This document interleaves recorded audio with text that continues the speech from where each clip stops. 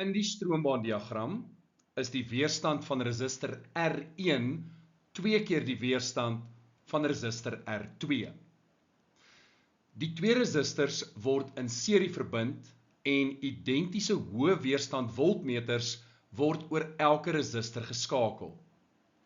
Die lesings op die voltmeters is onderskeidelik V1 en V2. Watter stelling oor die voltmeterlesings is korrek? Die korrekte antwoord is A.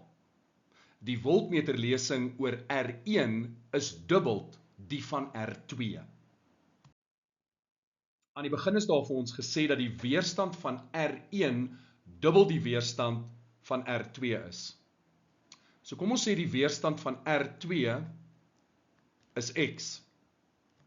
R1 se weerstand gaan dan 2X wees. En omdat hierdie 'n serie stroombaan is, weet ons dat die totale stroom vloei deur R2 en dieselfde totale stroom vloei deur R1. Nou kom ons begin met R2. Die stroom wat vloei deur R2 is gelyk aan die potensiaalverskil oor R2, met ander woorde V2 gedeel deur die weerstand van R2, met ander woorde V2 gedeel deur X.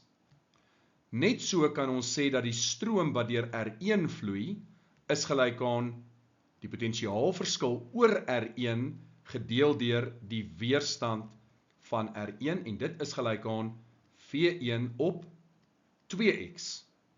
Maar I1 en I2 is gelyk aan mekaar want beide is die hoofstroom. Ons kan dus sê dat V1 op 2X is gelyk aan V2 op X. So V1 is gelyk aan V2 op X maal met 2X.